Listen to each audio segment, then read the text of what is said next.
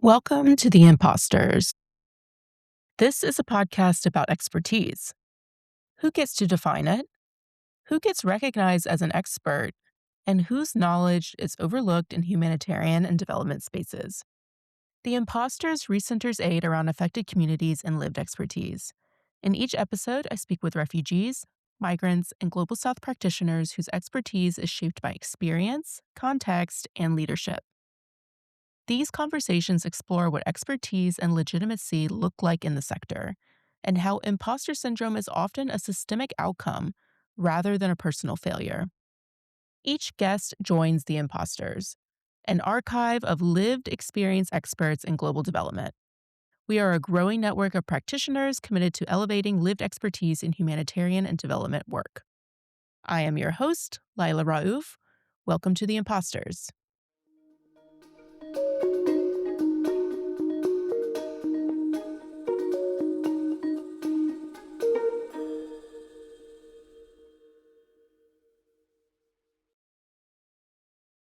Today on The Imposters, I'm in conversation with Aafreen Shah. Aafreen is an education specialist working at the intersection of policy, community leadership, and social equity.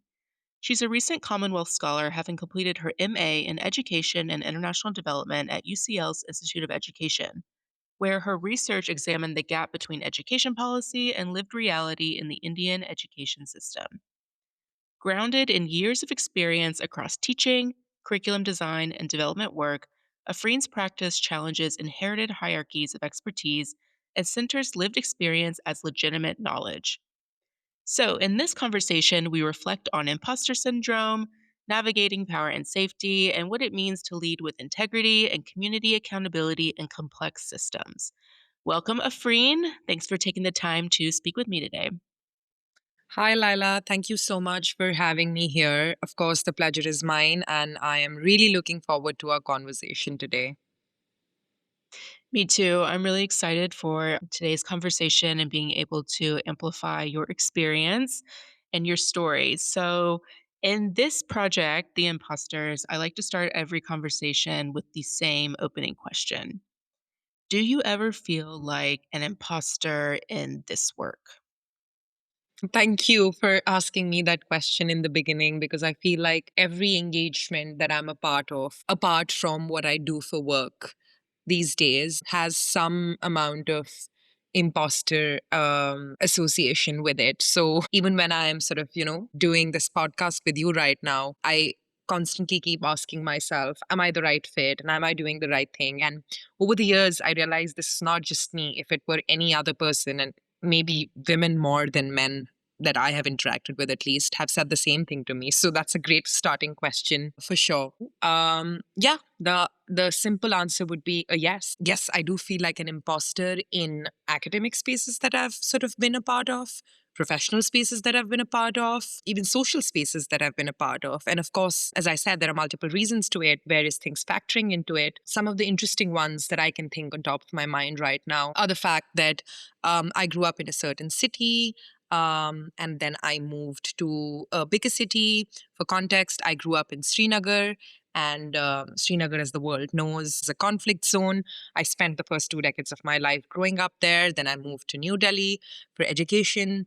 And fortunately, unfortunately, I went to one of quote unquote India's finest college slash undergrad space. I mean, the university was University of Delhi, and I went to a very elite college. So we had people from all different parts of India, and diversity was not the sole reason why it was an imposter sort of space for me, but it genuinely brought such interesting, curious, like-minded, intelligent people on board. But that wasn't the place where I felt like an imposter before. It was when I moved to my master's degree, and my undergrad professor had warned us right before that undergrad to master's is a huge jump, which I could feel. And back then, I wanted to be an academic. I still don't know if I want to be or not. But I think the first time I sort of took on the role of wanting to be involved in an academic space in a master's, um, I felt like an imposter because everybody around me was so brilliant. And then I thought once my master's was over, okay, this imposter association is going to take a back seat. And it did not. I started teaching at the same university. I was a visiting faculty for a co curricular course at Ashoka University. And it was actually a collaboration with two integrating departments, which was English and Performance Studies. So I was interacting with brilliant 20, 21-year old, whilst I was 24 or 25, 24 years old myself. So the imposter in me did not stop there. I constantly thought people around me were so much better, and I was trying to hide some side of me that they would figure out very soon. And I think it was around the same time that I spoke to this really amazing professor of mine, and he taught us an interesting course in on the I think it was second semester, something like that. And we just had happened to have a candid conversation, and he was like, do you not think academics are imposters? And he shared his story with me, and it turned out every professor who I thought was brilliant and was an Ivy League graduate, I mean, not to say that that's sort of that denotes your intelligence or capability or merit or just how brilliant you are as an academic or as a professional in a whole, but the point being that we attached labels and ascribing them as XYZ makes people feel that, oh, something of this sorts is unachievable. So when I sort of interacted with these academics who had achieved an X or Y thing in their life and career, I thought interacting with them would be, intimidating for me, which it was at times. And I thought, now that my master's is over that year, a few months later after that, I thought, okay, now my imposter syndrome is going to take a back seat. And it did not. I started, as I said, I started working, and I could sense the imposter in me was alive. I shifted to school teaching, and I started teaching at an interesting high school in New Delhi. That's where I was based out of. And I was teaching the national curriculum, which is the CBSE board. And I was teaching the Cambridge curriculum in the same school. The imposter did not stop. So I feel like there are a lot of factors, and I can speak on and on and on about like why I think I'm still an imposter and what are the reasons behind it. Um, in terms of my career journey, so to speak, my imposter syndrome did not stop when I moved to London as a Commonwealth scholar. And being a Commonwealth scholar is a quote unquote a big deal in the global South. And, 50,000, 60,000 candidates apply every year. It's very prestigious, very competitive. Only 300 make it to the cut. From each country is a certain number of people, and a certain amount of percentage of people from different parts of the world contribute to it. Even then, I felt like I was an imposter. And but I think by then, which was last year in this case, I had learned how to sort of overcome it. My very long answer to your short question, have you felt like an imposter? I would say through and through. And somehow I've made my peace. And I would say that it does not bother me as much as it used to bother 21-year-old Aafreen, who had made it to a certain university from a small city, trying to figure out life, academics, and other things. I have always felt like an imposter.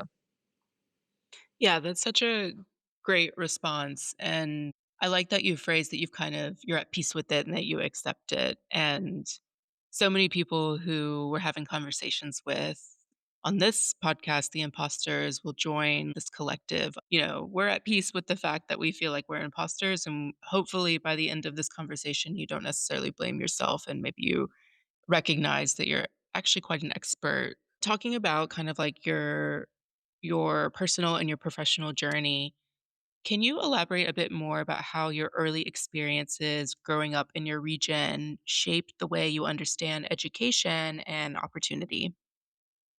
Of course, again, an interesting question because I feel all of this is so connected, not just for me, but I'm sure like people who are listening also would feel that our lived realities are often so enmeshed and interconnected that one thing leads to the other. I grew up in Kashmir, as I said. I grew up in a city called Srinagar in Kashmir. And I was born in the late 90s. Some of them might know the 90s was a very, very turbulent time in the history, socio-political history of Kashmir, so to speak. And the Kashmir conflict had sort of already spent a bunch of years into itself. And I was born in a fairly privileged household. I was born to parents who had self-sufficient, decent paying jobs. And as we always talk about it, Laila, in our conversations beyond this podcast, and I've often sort of shared these anecdotes with you, I would say I was so blinded by the privilege that I didn't realize that something was different from where I come from. And to sort of put names and pictures to it, I was born in Srinagar and I moved to New Delhi for undergrad. And it was in New Delhi at the age of 17 or 18. I think I wasn't 18 back then. I remember taking strolls around the campus in the year 2016. And I remember hopping by to different markets around the campus at that time. I realized that something was wrong with the city. And I don't think I had sort of accepted the fact that this is something that I'm realizing then. I don't know how many people would agree to the fact that you realize things retrospectively. I don't know how you think about it, but it was one of those moments for me where I later in life realized what I was feeling in that time. And at that time, I was feeling that this place is strange, not because it was a different city from an architecture point of view, from a geography point of view, from a culture point of view, but it was, of course, it was a different city from all those point of views as well. But barring those, back in Kashmir, even though I was born in a privileged household, in a city, in an upper caste, upper class society, I was sent to a quote unquote, a very good private school by my parents that they can afford. It was the way in which I sort of experienced the city. And a typical example would be that I had grown up with a lot of militarization in Kashmir. And I had seen growing up a lot of army men around me. And coincidentally, and maybe funnily enough, I would go to my grandparents' house, my maternal grandparents' house, a lot more before my teen years. And we were surrounded by a huge army bunker right in front of my grandmother's house. My grandmother's house was a huge house as well. And I almost always thought that this was the way to live. Like, you have people like army men and, constitution of people of that sorts around you. And then funnily enough, my grandparents moved to a different house in different part of a city, which is one of the most posh areas, by the way, in Srinagar. And funnily enough, and I was a teenager by then, there was an army bunker right in front of my grandmother's house there as well. And I genuinely thought that my grandmother and my grandfather and my uncles have an association with these army men because we hadn't directly faced any issue with that. So I thought this was the way to be. Of course, I'd interacted with militarization enough to know that, okay, this is the common aspect of being in a city like this. And hadn't even paid attention to it. It's like, oh yeah, the color of the sky was blue. Similarly, there are army men around you, quote unquote, to protect you. And I thought this is how it was because I wasn't critically engaging with the world. It was only in college and only when I moved to a different city, I was like, okay, something must be wrong with the city to not have army men around us. Like, I remember visiting my friends from Delhi at their homes. They didn't have army bunkers around them. Perhaps it was naive of me, and perhaps, I don't know, it would be interesting if I go back to my friends from Srinagar who have lived in different parts of the world now to ask them, did they face something similar? But yeah, my early experiences were shaped by, of course, the city that I'd grown up in, the city that I was then living in, the city that I was learning and gaining knowledge and unlearning with, had a lot of role to play in all of these things.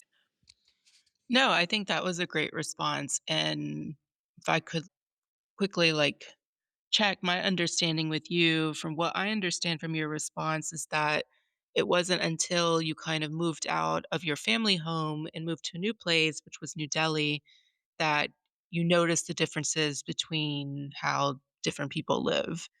And once you pursued higher education, you maybe had more of the academic frameworks and the guidance to kind of question security. And maybe that's when you realized that you were living in a quote unquote conflict zone. Does that sound correct?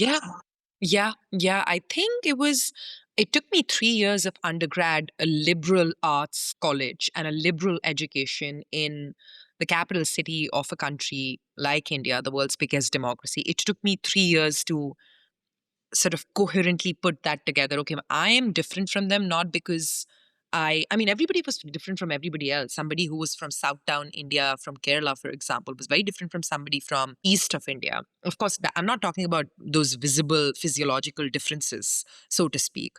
I'm talking about the kind of experiences we had. But I thought I brought something so different onto the table than anybody else. Like, I grew up with a lot of hartals and curfews and shutdowns, and I thought that was a part of everybody's experience. I took it so for granted that I didn't even bring that to question. It was only later in life, through my academic pursuits, when I started critically looking at my life and experiences, I realized that it was not the normal. The abnormal was the other way, and what I thought was normal was the abnormal. In fact, in my first master's dissertation, I wrote a chapter on the binary of normal versus abnormal. And I was, for context, looking at the memoirs written in conflict zones. And I was looking at memoirs from different parts of the world, including memoirs from Kashmir. And I was looking at different aspects of writing, the act of writing a memoir, so to speak. So, yeah, my binary of normal, abnormal was quite punctured. And I think it's punctured ever since.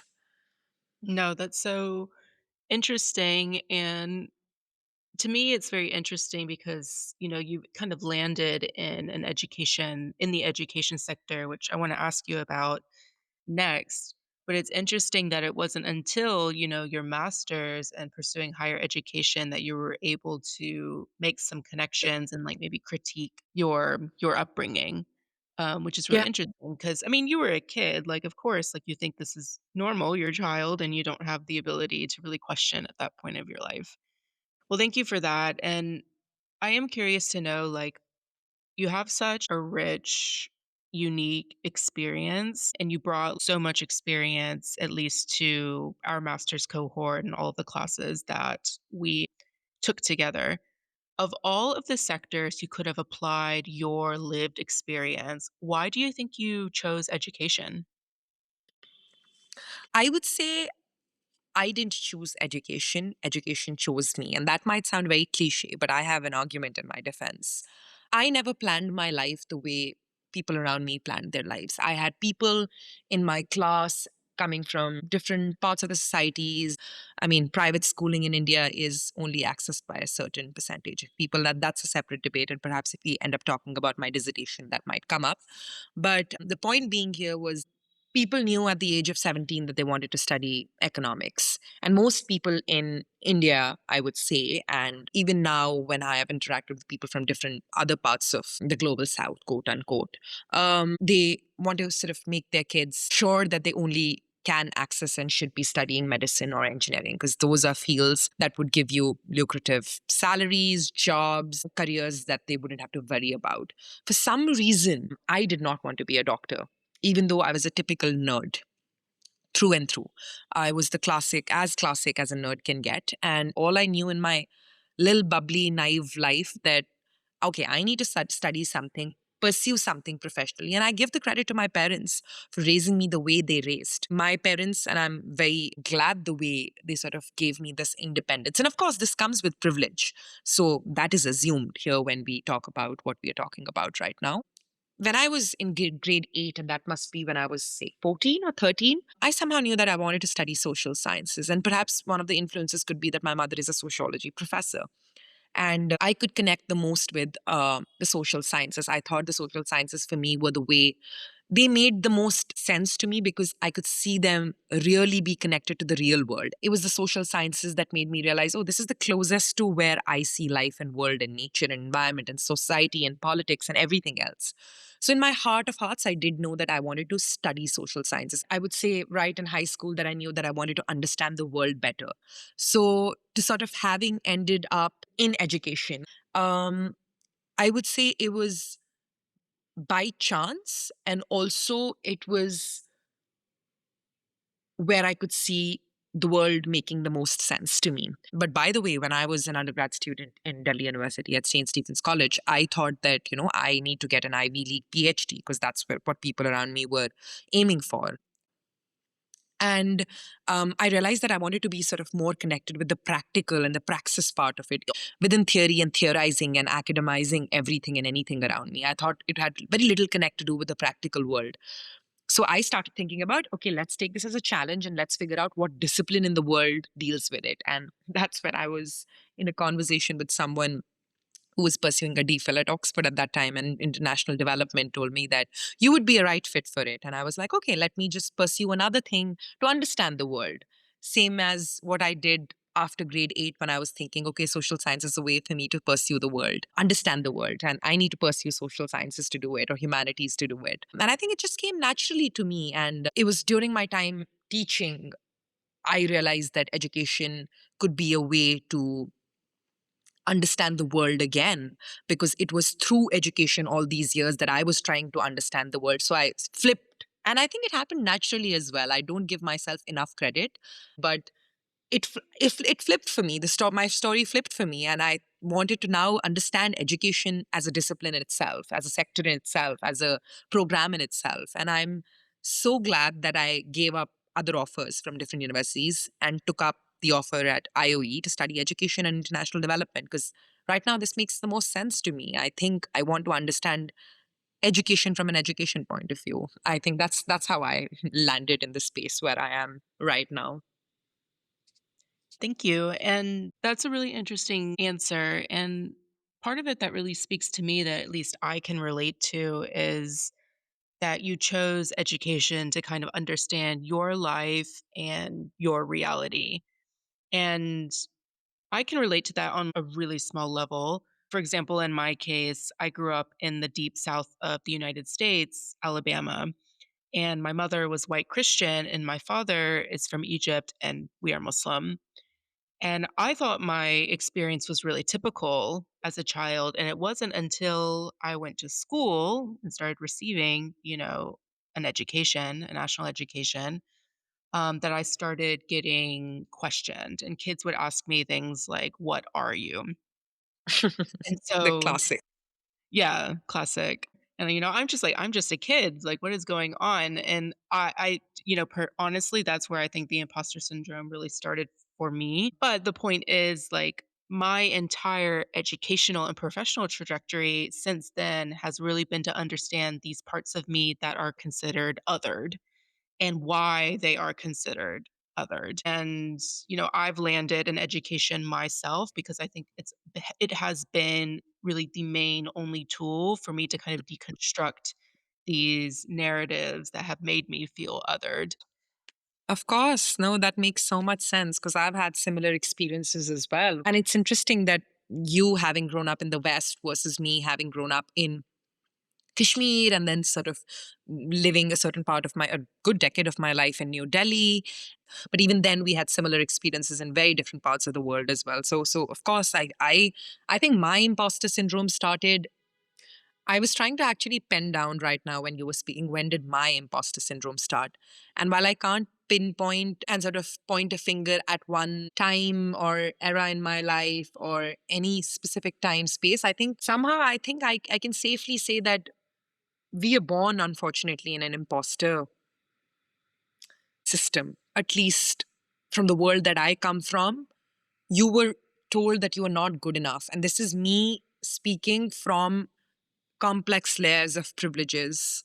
And if I can say this, I mean, I don't know the kind of things that people who don't or have been stripped from these kind of privileges will have, the kind of contribution they will have to the conversation that we are having at this point in the podcast. So yeah, it's interesting that even though we had such diverse upbringings and diverse backgrounds, we felt that we were imposters. And of course, my identity has a big role to play in it as well. I felt like an imposter because I was not from the same city as them. And when I say the same city, I don't obviously mean the geography, architecture, etc., etc. I mean everything else that a city and its experience and its anthropological experience brings onto the table.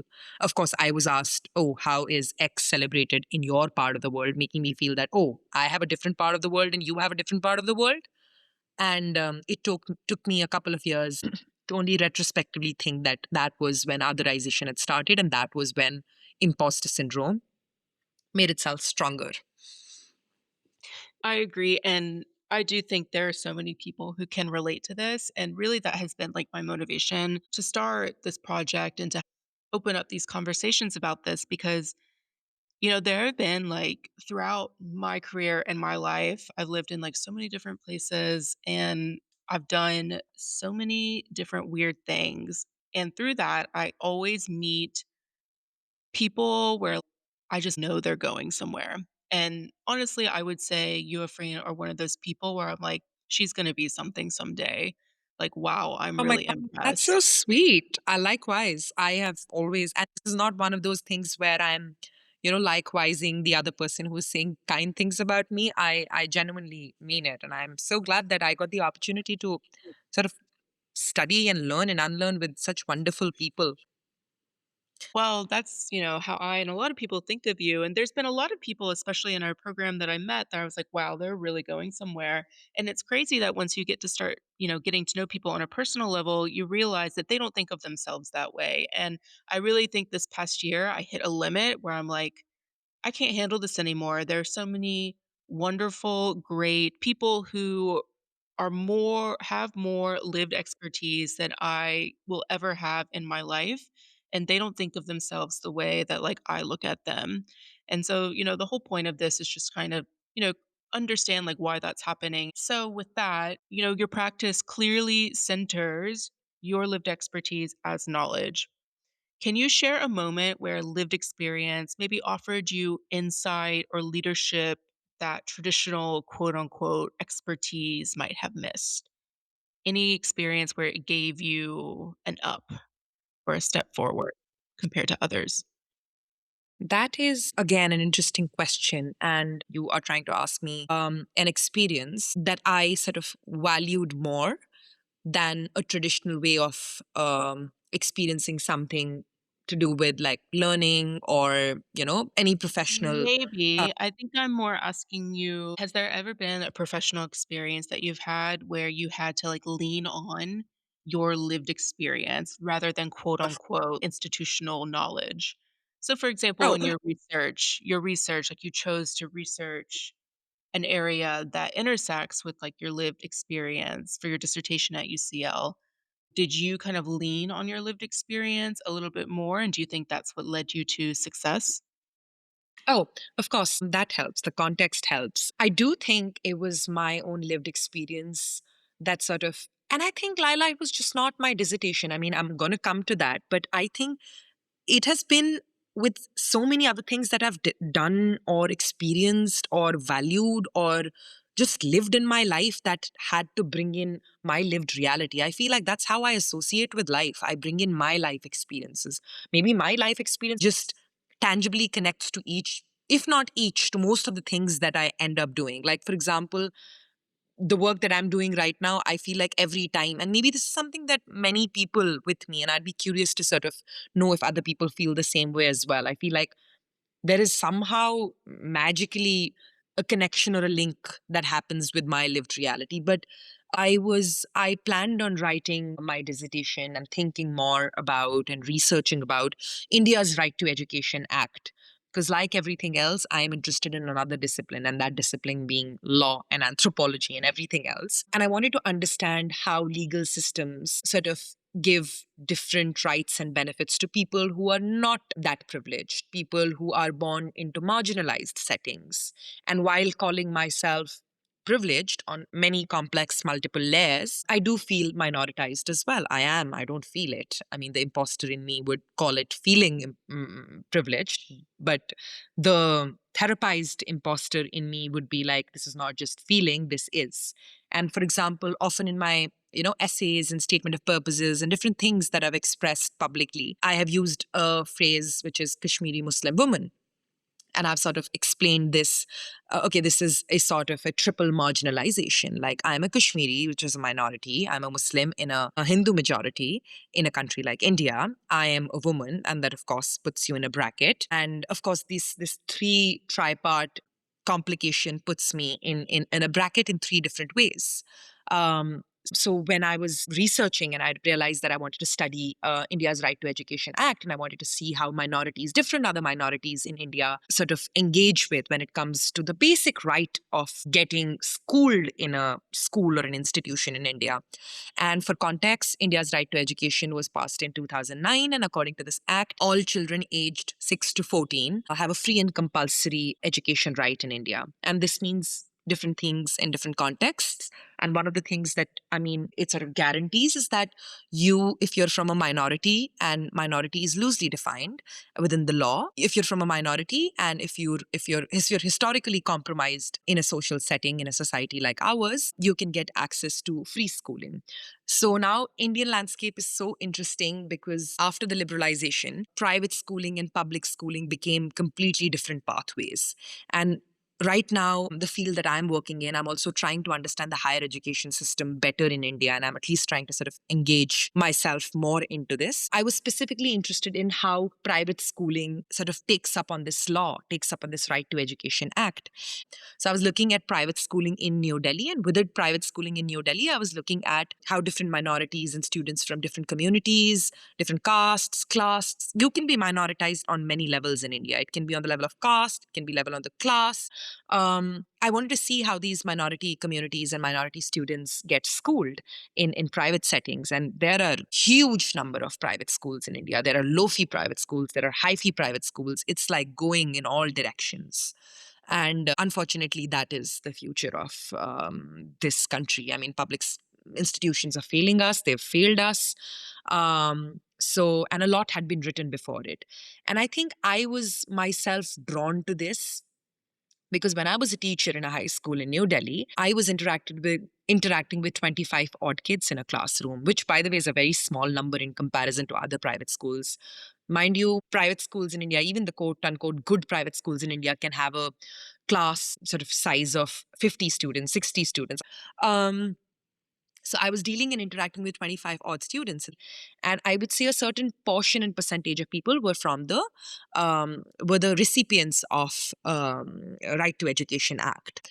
This was a very interesting class combination for me because I was teaching students who would get dropped off at school at 8 in the morning in a Mercedes, and I had students who would pedal down on a cycle because that's what they could afford. That's what their reality was. And when I saw them interacting in the same classroom, being taught by the same teacher, I had various kind of experiences, both as a teacher, as a spectator, as a researcher, as a curious learner. So I was interested to see how these minorities are interacting with the majority and what happens when you sort of pick up a certain ratio of underprivileged people or people from minority, and when you sort of put them in the cauldron of people from the majority, and what happens in a space like that. That's exactly what happened in my classrooms. And I think unconsciously I picked up on this because I have felt similarly when I was a Kashmiri Muslim woman in a in a space like Delhi, for example, in different spaces.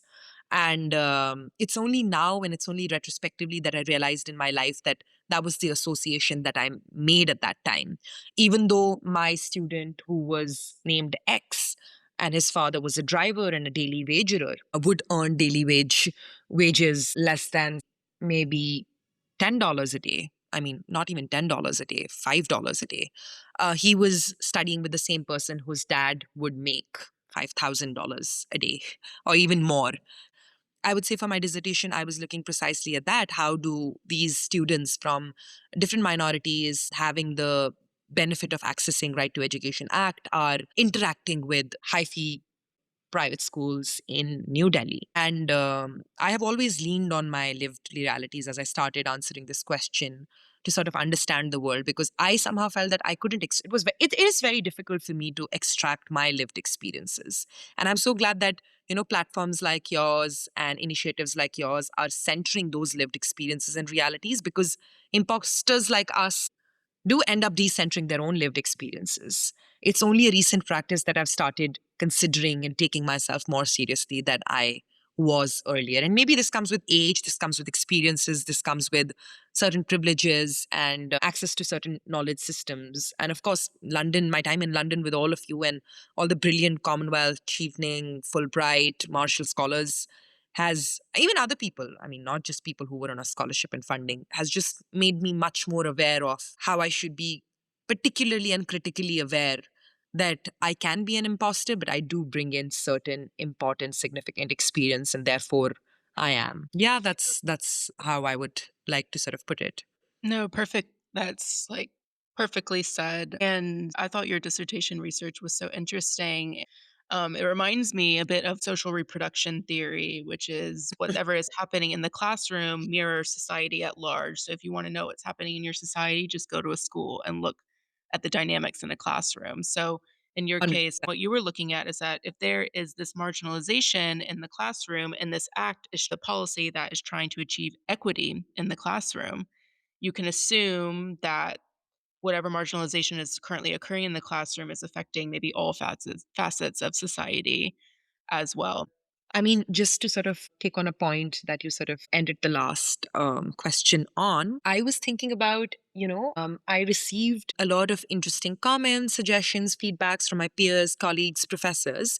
And I thought people were much more interested in this than I was. I mean, I was interested, passionate as well, but I think people were as well because they saw someone doing interesting, important work. And the somewhat deep seated imposter in me thought, okay, maybe this is because the academic settings that I come from, I thought this was not important enough because everybody around me was talking about so many other issues. And in my head, unwantingly, I started comparing and I started thinking about everything and anything in terms of like issues in the world that people were writing about were much more important than what I was writing about. And I think it was midway through my research that I sort of picked myself and I was like, this is equally important, if not enough. Not that issues and discrimination and hierarchy is comparable, but this needs to be written about as well. This needs to be thought about as well. And my supervisor kept reminding me that there is never enough research that happens on classroom about classroom. So we always need to keep thinking about classroom. So I just wanted to add to that. And with respect to my dissertation findings, I would say a lot more still needs to be done. Some of the key findings I would say is that this act, I mean, one of the first things that I would like to say and contribute to is that, of course, this act was well intended, but the way it's being practiced in the classrooms, in the private classrooms like ours, both high fee and low fee, even if you categorize. I mean, I'm not saying, okay, private schools in India are one big unit and one coherent, monotonous body. And I'm not saying that. I know there is like a diverse understanding of private school. It's a huge spectrum. And within that spectrum as well, for my study, even though it was limited in a sense that I was looking only a few handful, schools, high fee schools, private schools, mid fee schools, the practice is not okay. It is well intended. It is done with an intention to integrate people from the minority. But I think the important question here becomes, why have we arrived here? Why has the private schooling gone so out of hand that we have forgotten questioning the public institution? Why has the public institution system failed us that we are at a step where we are like, okay, this is what it is, and this is the face of neoliberal India, and this is what needs to be done. I get it. We have somehow arrived, but I wanted to make a critique that why have we arrived here in the first place? Second, now that we are here, what are some of the systems that we can do, systems in check that we can do to sort of take care of this or take an action against it or sort of, think in development terms about it? I think the practice is failing on so many levels, at least in my limited study. I do know and I have come across literature that speaks about it from a constructivist point of view. And I appreciate that in certain parts of India. I mean, India is so diverse, and which is why it is just so interesting to study India per se, especially from an education point of view. We need to give more support to the teachers. Teachers are the backbone in a society stratified like ours. Teachers become the backbone. I remember all the interviews that I conducted with teachers gave me so much insight that made me realize that we need to write stronger policy recommendations that sort of brings back teachers as one of the most important key stakeholders. Because what was discriminatory and what was problematic and what needed to be critiqued was coming with the interaction between teachers, students, and how sort of, the power within a system of a school interacts with the not so power. I didn't think there was a lot of problem from students to students. And of course, students did share, my participants did share experiences of them being discriminated because they didn't come from the same class as the other students or the students from the non-RTE quota, RTE quota here being Right to Education Act quota. So when they were interacting with these non-RTE students or the students who were from the general category, the students that had not access through this category, I feel the interaction was fairly okay. I mean, it was bad in the sense that, of course, there were instances of discrimination every now and then, But I would say this kind of discrimination would exist otherwise outside the classroom as well. But what is sacrosanct is the kind of interaction that a student would feel with a teacher, that a student would feel with administration. What I'm Yeah. trying to say is that it was unique for the teachers to interact with it. So I think that was something that I couldn't explore a lot in my dissertation. It's well intentioned, but it needs a better practices, and we need to question our public failure a lot more. I think these would be my two important takeaways from the work that I carried out in the summer of 2025. Thank you. That's really helpful. I guess as we close out today, I want to think about this conversation on imposter syndrome. Has there ever been a moment so far in your personal or professional life where you've maybe recognized your own expertise? So, has there been something that's, ever shifted in you internally where you've been like, oh, I really know what I'm doing, or oh, I feel like an expert? Or do you think you're still building that confidence? Great question to sort of wrap this podcast up. I would say it was people that I met during my program at IOE. It was through the platform that Commonwealth gave me, and people from absolutely different parts of the world. I had people from Kazakhstan, I had people from Abkhazia, I had people from Senegal, I had people from Pakistan, I had people from America, I had people from Australia. I interacted with people from literally so many parts of the world and engaged with people on different issues in the world and how we need better praxis in so many different areas. Just blew my mind. And I think it was only because I was accessing a platform like that that made me realize that, duh, I can be an expert too. I am an expert. And it sort of blew my mind because I finally started, my imposter syndrome had started healing right in those classrooms, right in those engagements. But also, something in me had changed even when I was in India. I don't know, maybe it had something to do with my personal aspirations at that time in my life. But I would definitely see that, Commonwealth as a platform for me gave me a big boost because I interacted with 299 other interesting, very intelligent, very fierce, very brave scholars from my cohort. That sort of gave me the push to think about, okay, no, like, let's just change something about it. We are the experts, and the imposter is being born from the very problem itself, and it needs to be dismantled from within. So yeah, I would safely say that I have started dealing with the imposter syndrome with a better critique that has emerged from the strength of the people that I've met um, over the years. And I would say London just was just cherry on the cake. It's baffling to me the number of people who I've interacted with who I think are quote unquote one of the smartest, most humble, kind, brilliant people. And they've told me that they felt what I felt like when I was 22 or 25. I want our listeners to know that your reality does count and make it heard, make people engage and speak up. Yeah, and clearly, like, find a similar community. It sounds like what you're sharing, and I'm so happy that Commonwealth gave you that, but you found a community and you found solidarity in that community that might have, like, healed that in you and helped rebuild your confidence that leadership and expertise looks different and it's diverse and it's not necessarily one way that we've been trained to believe it is.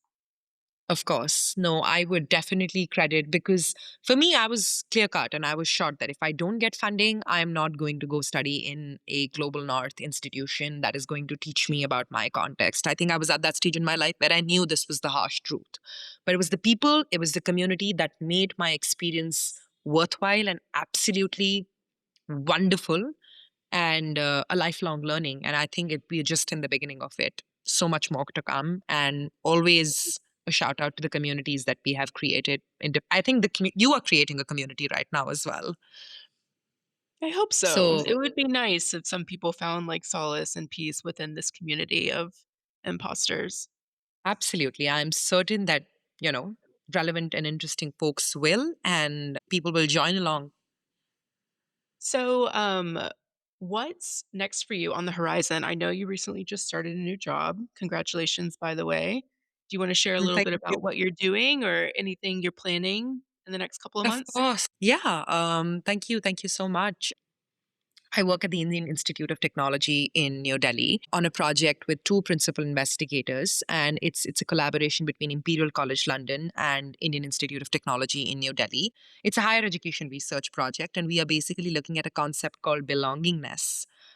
Which is fascinating, maybe a conversation another time on that. And I think it links up to the community conversation we were having earlier. So, but this belongingness is slightly different. We are looking at how students in the sciences, technology, education, and mathematics feel belonged in their discipline.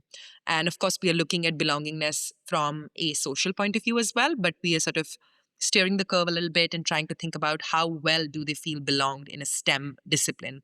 And this has perhaps come up with a hypothesis that students in the social sciences and humanities feel more belonged within the discipline, feel more belonged socially. And what is it about the objectivity of the STEM subjects or STEM disciplines that makes it disfragmented or that makes it not so succinct together? I mean, this is not what we're assuming. We are just trying to figure out.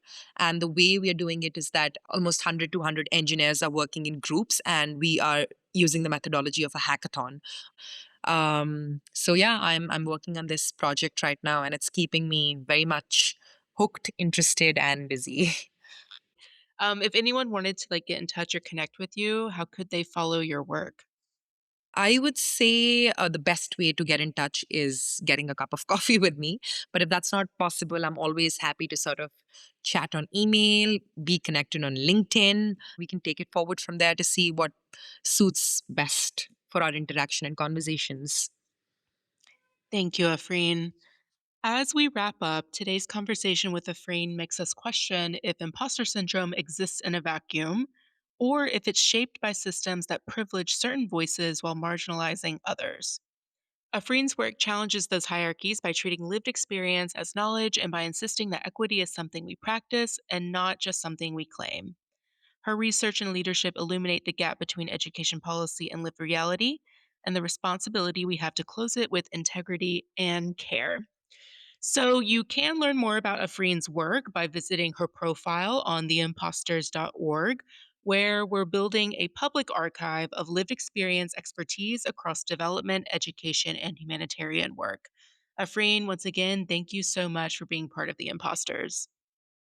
Thank you, Laila. Thank you for having me. The pleasure, as I said, is mine, has been mine.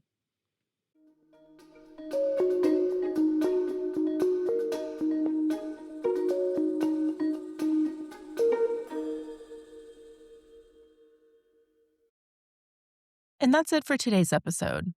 If you'd like to learn more about today's conversation, visit theimposters.org, where you can explore episode resources and browse the wider archive of lived experience experts. Tune in to The Imposters wherever you listen to your podcasts. I'm Lila Raouf. Thanks so much for listening.